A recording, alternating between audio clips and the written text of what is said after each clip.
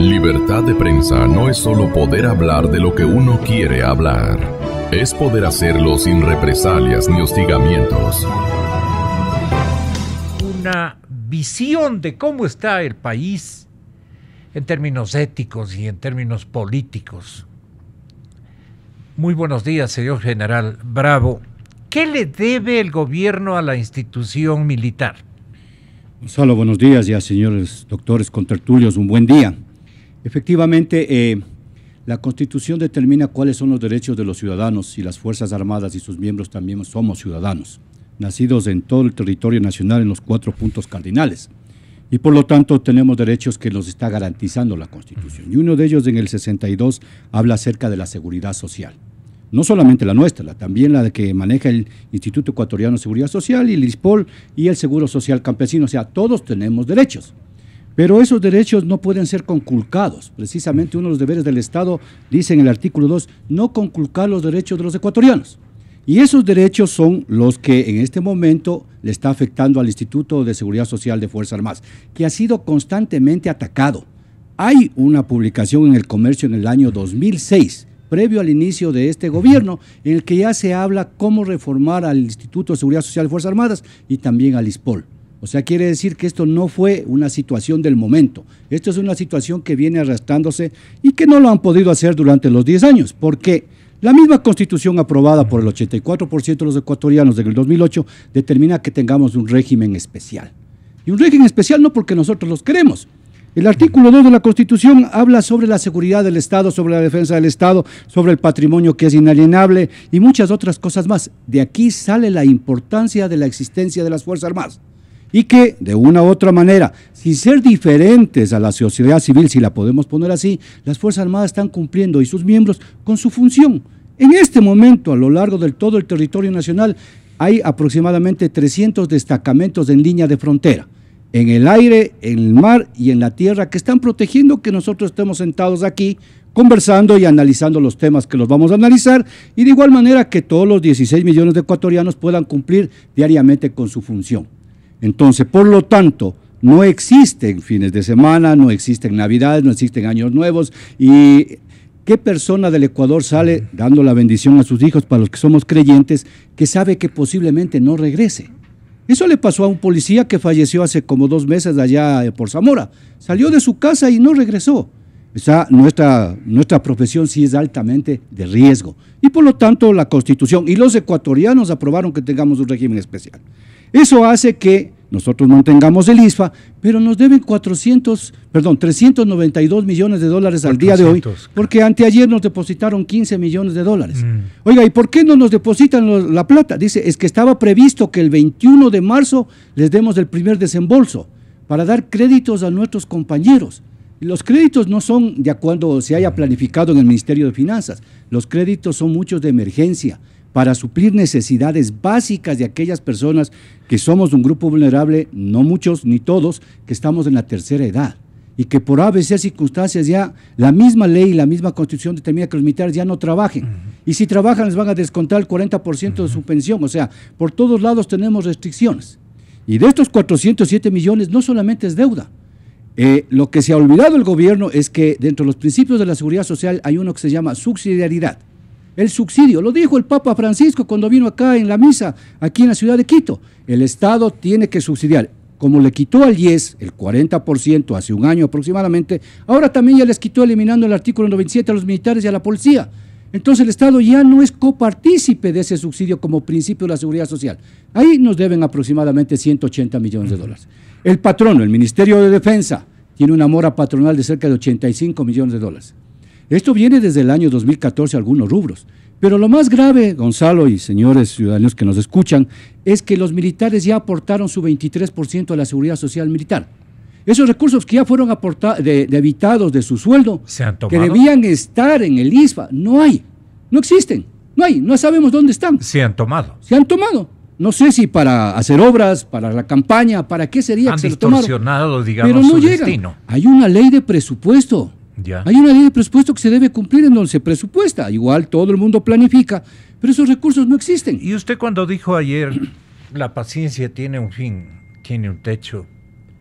¿Qué nos está preanunciando Los a todos militares los en servicio ecuatorianos? Porque pasivo. dependemos de ustedes en nuestra seguridad.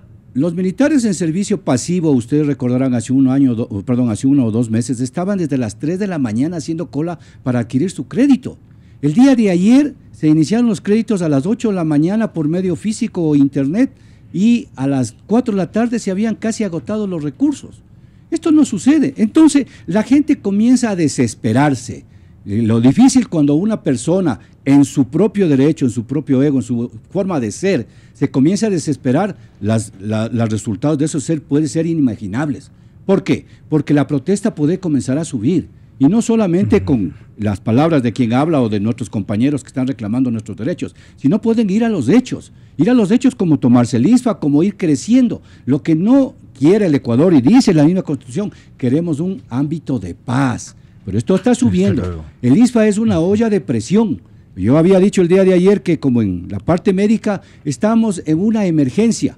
O vive o muere. Si no se le da los datos y no se le da los recursos, la explosión de los militares social, especialmente aquellos que están en la tercera edad, que vivimos de la pensión, puede explotar. Y eso puede ir llevando a otros grupos que también sienten la misma presión. Sí. También todos los grupos, el IES está, desde mi punto de vista, en quiebra. Se le quita $1.400 millones anuales. El 6 de marzo se publicaba que ellos ya han desinvertido $1.700 millones para poder pagar pensiones. Entonces, hay una crisis financiera desde mi punto de vista, porque si no hay recursos para pagarnos, eso realmente, ante no poderse cubrir las necesidades existenciales y del momento de las personas, va a llevar a un caos. Que lo hemos tratado nosotros como dirigentes y como portavoces, yo soy vocal del Consejo Directivo del ISFA, de ir calmando un poco, de ir cumpliendo mi función y reclamarlo. Nadie me puede decir que por qué reclamo, estoy reclamando el derecho de mis compañeros. El día anteayer nos dieron $15 millones que ya se acabaron. ¿Por qué no nos pagan? Que no estamos pidiendo ni afectando un solo centavo de ninguno de otros los ciudadanos ecuatorianos. Está ilíquida. ¿Qué hacer con la iliquidez que predomina en la hacienda pública? Es la interrogante a usted, señor doctor Solínez. Gracias. Aunque no es su especialización la parte de la hacienda pública, la parte económica del Estado. Pero es un ciudadano, es un abogado distinguido y es un conocedor de todas las materias con gran solvencia, y perdone que se lo diga públicamente. Gracias, Gonzalo, por la invitación. Un saludo a toda la audiencia de Radio Extra y a mis contertulios. Bueno, yo creo que la corrupción... La corrupción se ha convertido en un problema fundamental, de prioridad, no solamente para el Ecuador, sino para todo el mundo. En el 2013 y en el 2014, según una encuesta hecha a nivel global por Gallup, que coincidentemente es la empresa a la que representa Sedatos aquí en el Ecuador, una encuesta global de Gallup identificó a la corrupción como el problema de mayor preocupación en el mundo. Es decir, por sobre temas de violencia, por sobre temas de crisis económica, de alimentario, lo que fuere. Esto indica pues que es un azote a nivel global. Y yo creo que tiene una directa relación, es decir, hay muchos estudios sobre corrupción, no hay que descubrir el agua tibia, y existen muchos parámetros con los que se mide la corrupción, existe inclusive un índice anual, un ranking anual, en los que el Ecuador ha venido descendiendo sostenidamente en los últimos años. Y todos estos estudios sobre corrupción determinan que la corrupción no surge gratuitamente, es decir, es un proceso de incentivos que están agravados o fomentados en primer lugar por un tema de desinstitucionalización. Es decir, cuando no hay instituciones sólidas, es más fácil que la corrupción surja. Pero la corrupción florece sobre todo en regímenes totalitarios y autoritarios, en donde hay un control absoluto del poder. Porque entonces no existen estos balances que deben existir en el Estado para justamente vigilar lo que hacen los unos poderes frente a los otros. Correcto. Es decir, el poder legislativo necesita tener un control para que no se vaya de las manos las actividades. El Ejecutivo más aún, el Ejecutivo que administra los recursos, debe tener órganos de control, la Contraloría General del Estado, una fiscalía que investigue en caso de sospecha de crímenes, de mal gasto o de manejos indebidos, exacto.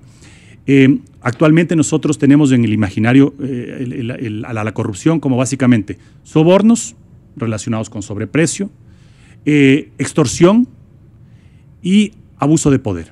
Yo creo que esos son los elementos más claros de la corrupción. Ahorita está de moda, Gonzalo, la lista de Odebrecht, ¿no? Y que por qué no sale la lista de Odebrecht y que queremos saber los nombres de la lista de Odebrecht.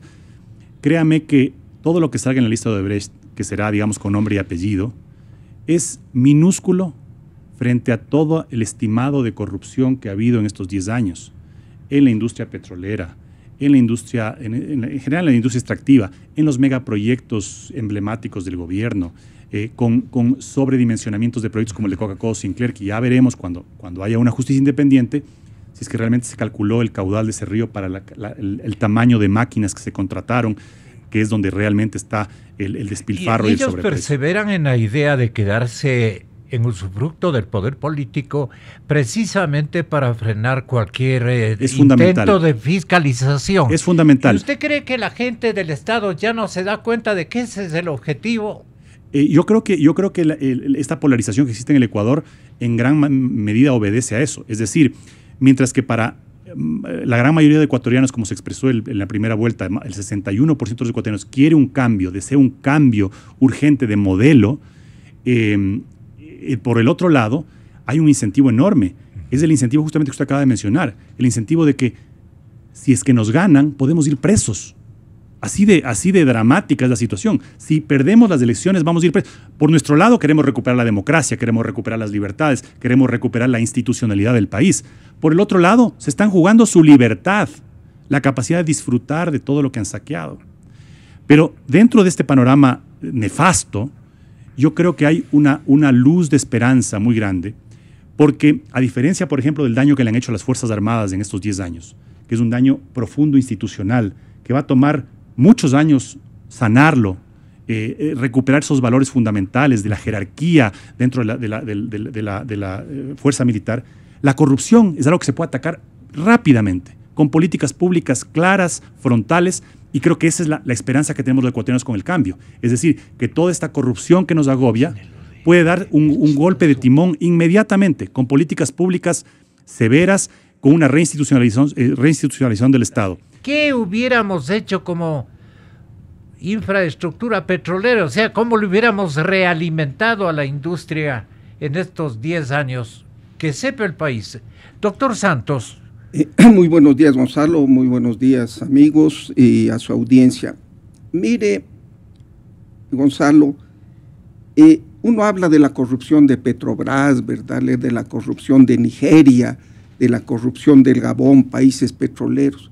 Pero estos países quedan cortos frente a la corrupción en el Ecuador, tomando en cuenta los tamaños de la economía. Solo para usar cifras que están en el ambiente, que ya han sido dichas. En la negociación petrolera, lo dijo el señor Bucaram, joven, y lo ha dicho Carlos Pareja, que conoce muy bien, la diferencia de precios, lo que deberíamos haber vendido el crudo y lo que vendimos son 4.000 millones de dólares de perjuicio al Estado, solo en la venta del crudo.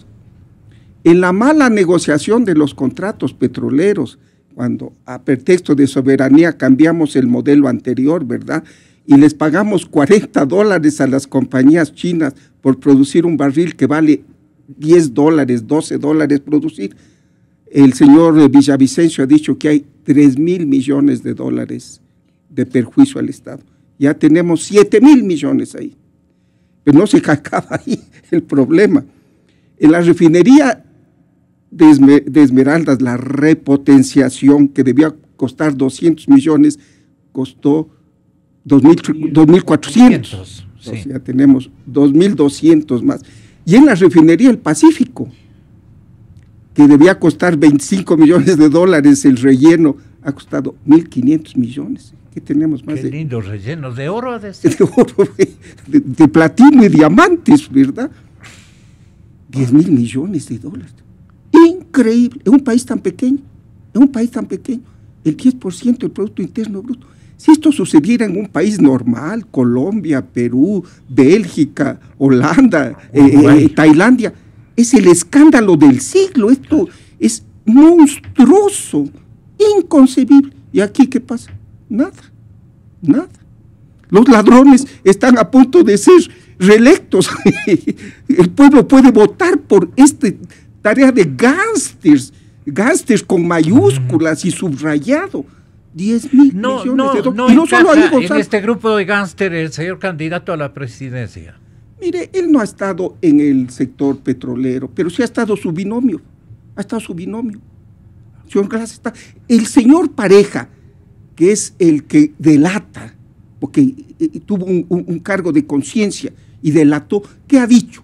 No se movía un dedo, no se hacía una contratación, no se compraba un agua de Wittig en el sector petrolero sin el visto bueno del señor Glass. Lo ha dicho directamente, sí. No lo estoy diciendo yo, sí. Estoy repitiendo sus palabras. Entonces, ya repito. Pero ayer al notario le hizo convencer de que él no ha intervenido, por lo menos en ese... Mire, Gonzalo, qué bien que usted toma este tema. Las compañías no pagan las coimas de su contabilidad. ¿Cómo paga una coima Caminosca? Gira un cheque de coima. Vienen los del SRI, primero le glosan y segundo se meten en un lío. Tienen compañías, terceras compañías. Y no deben haber pagado los impuestos, además. Exactamente, crean unas consultorías falsas y viene una segunda compañía y le dice, vea, hágame una consultoría sobre el medio ambiente en Muisne, $1 millón. Y de ahí esta compañía que recibe esta consultoría falsa, ahí paga la coima. Si el señor Glass fuera limpio, si no tuviera miedo, ¿sabe lo que debe hacer? ¿Quién descubrió en los pagos de Caminosca al señor Vidrio como jefe del sector eléctrico? Una compañía que se llama Kroll, K-R-O-L-L. Repito, K-R-O-L-L. Esta es una investigadora, ¿verdad? ¿Qué pasó? Caminosca fue vendida a un grupo australiano en el cual este grupo australiano puso en las condiciones, el contrato de venta, si encontramos cosas dudosas en la contabilidad de esta Caminosca, deshacemos el contrato. Pero tiene derecho la compañía a un arbitraje. No es que nosotros decimos fuera acabado el contrato. Un arbitraje para que diga si tenemos o no razón en dudar de estas partidas contables. Se hizo el arbitraje en los Estados Unidos, en Miami, es público. Un arbitraje, como todo juicio, es público. Y se contrató a la compañía Kroll, que es la número 1 en el mundo en investigar fraudes fiscales y fraudes contables. Kroll es la que dice que el señor Vidrio, como seudónimo de un alto funcionario del Estado ecuatoriano encargado de los sectores estratégicos, recibió coimas. La compañía Kroll está en el internet, ahí están los números, tiene una oficina inclusive en Colombia. Si el presidente, el vicepresidente es limpio, llame a Kroll y diga, a ver, señores Kroll, yo no soy el señor Vidrio que recibió las coimas en el Ecuador, yo estoy limpio. Eso sería un gesto de decencia, eso sería la verdad, no decirle a un notario, la compañía que no paga directamente las coimas, yo no tengo nada que ver. Le digo una cosa, si el señor vicepresidente va a Kroll y le dice, deme un certificado de que yo no recibí coimas, hasta yo voto por él, soy sincero. Pero esto dirá un notario que ni siquiera es de su domicilio, y decirle a la compañía que no puede pagar la coima porque nadie paga, ante el notario nadie paga de su contabilidad. Claro. Por favor, ¿qué nos creen? Entonces, Gonzalo, la corrupción es monstruosa. Mire. Usted como formador de un nuevo producto nacional desde el lado humano, desde el lado universitario, desde el lado de la academia, ¿por qué cree y en quién cree que de los dos que nos quedan escoger, no tenemos otra opción, optaría por hacer un trabajo por lo menos creativo y honorable? Esa es mi pregunta final. Gracias, Gonzalo, por la invitación. Un cordial saludo a usted, Sebastián Mantilla, a todas las personas que nos escuchan, igualmente al general Bravo, a Juan Carlos Orines y al doctor Fernando Santos Albite. Es un gusto compartir este papel con ellos. Yo le diría a Gonzalo que en relación a la pregunta suya, la respuesta es bien simple. Y le digo que un poco me daría no solamente como el conocimiento, sino también la experiencia. ¿Quién debería ser o cuál debería ser el perfil de un líder que pueda conducir el destino de un país, y no solo de un país, sino de cerca de 14 millones de personas que viven en este país. Creo que, por ejemplo, estos 10 años de Revolución Ciudadana nos dicen que, claro, aparentemente llegaron al poder personas que conocían, y que conocían de economía, que conocían de política pública, que conocían de política social, y que supuestamente en estos 10 años de gobierno, con esa gente preparada, podíamos tener ahora o recibir este país en condiciones realmente distintas y diferentes. Pero creo que más allá del conocimiento, Gonzalo, lo que tiene que prevalecer es el tema de la decencia, de los principios, de la moral, de la transparencia. Creo que este tema, por ejemplo, de ensuciar, enlodar la imagen del banquero, del señor Lasso, que ha ganado, digamos, su cierto capital o ha ganado, digamos, eso, pero ha sido por fruto del trabajo. Es como decir que el banquero o el que tiene su pequeño negocio, el que tiene su tienda, el que tiene su gran industria, es corrupto solamente porque se dedica a poner un negocio. Y en realidad le digo... ha tenido éxito. Ha tenido éxito. Y en realidad le digo, Gonzalo, se hablaban y ellos mismos decían que el rato que llegue la campaña electoral se van a encargar de enlodar y digamos, decir una serie de cuestiones sobre el candidato Lasso. No hay pruebas. Lo único que se han dedicado es hacer y emprender una campaña sucia, una campaña que ha, digamos, ha tendido a desprestigiar al candidato Lasso simplemente por el hecho de ser banquero, culpándole del feriado bancario, cuando la situación que derivó en el feriado bancario fueron otras circunstancias políticas, legales, jurídicas y demás. Entonces yo le digo, lo que debería tomar en cuenta el ciudadano básicamente sería eso, ver el perfil de quién está ahí y ver una persona realmente decente que no le va a robar y le va a meter la mano al bolsillo de los ciudadanos, cosa que sí ha pasado en estos 10 últimos años. Yo coincido. Claro, en términos de entornos de los dos candidatos, ¿qué comentario podría formularnos? Varias cosas, Gonzalo, pero un poco para terminar la idea. Perdón. Mire, compare un poco las declaraciones de impuestos del señor Lasso, que declara cerca de 4 o 5 millones de dólares, que sí declara lo que él gana, comparado con toda la gente de la Revolución Ciudadana, los nuevos ricos, e incluso el mismo candidato a la presidencia y el mismo candidato a la vicepresidencia, Lenín Moreno y Jorge Glass, que nos enseñen sus declaraciones de impuestos de los 5 o 10 últimos años. El dinero que recibió becado el señor Lenín Moreno en Suiza, ganando realmente cerca, no sé si 2 o 3 millones de dólares. ¿Dónde están los impuestos que él tenía que haber pagado por todo lo que él recibió? Eso sí no enseñan, y eso sí es deshonestidad. Yo coincido con el doctor Santos Alvite de que esta ha sido una de las épocas más corruptas en la historia del país, y corruptas no solamente por una serie de manejos torcidos que tienen que ver con el negocio petrolero, como ha mencionado también Juan Carlos, en el tema, por ejemplo, de toda la contratación pública. Se piden diezmos a los funcionarios, se piden comisiones, se asignan a dedo contratos a parientes, amigos, etcétera. Ese tipo de cosas han progresado en estos últimos 10 años. Y frente a eso, ¿qué es lo que hay que hacer? Yo lo que creo y coincido es de que cuando se tienen instituciones fuertes, cuando se tiene democracia, solo así se puede lograr, digamos, una cierta transparencia y lucha contra la corrupción. El mismo señor Lenín Moreno ha hablado de que cuando lleguen los 100 primeros días de gobierno va a promover una ley anticorrupción, como para decirnos que con eso va a luchar contra los corruptos de hoy y de antes. No se logran, que le digo, combatir la corrupción con leyes, simplemente con que el señor Lenín Moreno se pronunciara y dijera qué va a hacer, por ejemplo, con el actual fiscal, con el actual contralor, que no han hecho su tarea en estos 10 últimos años. ¿Qué es lo que va a hacer con esas? O sea, una postura realmente de lucha contra la corrupción sería buscar la independencia de los poderes del Estado. Y creo que en ese sentido es clave, es importante. Y creo que igualmente, así como ellos deberían ser transparentes y claros, también los candidatos de la oposición y el señor también Lasso limitaría también incluso a un poco, tal vez, ahondar en el tema de la corrupción y explicar qué significa la corrupción para el país. Creo que esa la gente no entiende, por eso es lo que dicen que no les llega el tema de la corrupción, que no golpea el tema de la corrupción. El hecho de que exista más corrupción es como quitarle el pan de la boca al ciudadano.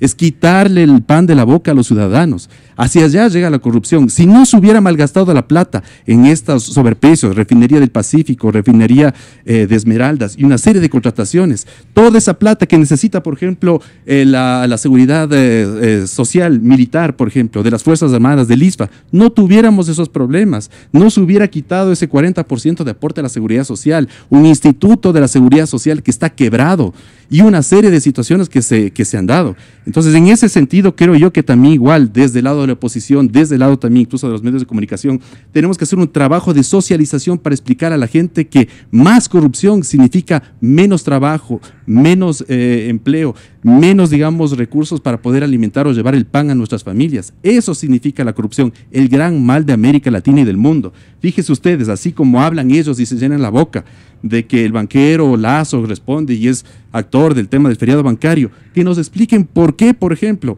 en un estudio de Transparencia Internacional del año 2016, totalmente actual, el Ecuador se halla entre los países más corruptos de América Latina. ¿Cómo explican eso?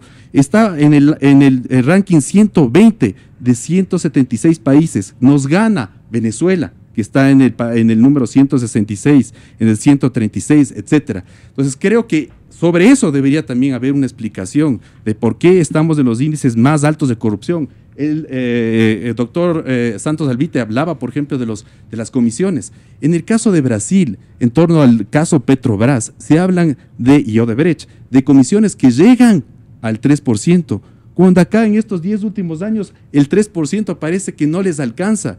Ya se hablaba de un 10, de un 15, o si no incluso decía, auméntele un 0. No sé, la gente que me escucha habrá oído, porque ha oído casos de corrupción por todo lado. Y eso es lo que se ha dado. Entonces yo sí creo que para el tema de la lucha contra la corrupción necesitamos instituciones fuertes, reinstitucionar el país, hacer que la justicia sea más independiente, pero también incluso promover instancias desde la sociedad civil para que podamos dar seguimiento a los temas de corrupción. Y solamente una última perla, Gonzalo. Así como el mismo señor Pareja Yanuseli ha hablado de una serie de cosas en sus videos y él ha dicho sí, no. Yo quisiera que en uno de los videos que haga él pregunte, que así como dice que, bueno, le dicen, recibió usted dinero, pagó dinero al fiscal, pagó dinero al contralor, pagó dinero al señor Bravo, que nos diga si es que él pagó dinero al señor Glass. Sí, no, que nos diga. Creo que ese sería un tema interesante, conocer si es que el señor Pareja, ñaño del grupo, de todo ese grupo que ha participado en este gobierno, nos diga si es que el señor Glass recibió, sí, no. Muy buena exigencia. Y nos está escuchando en la Florida.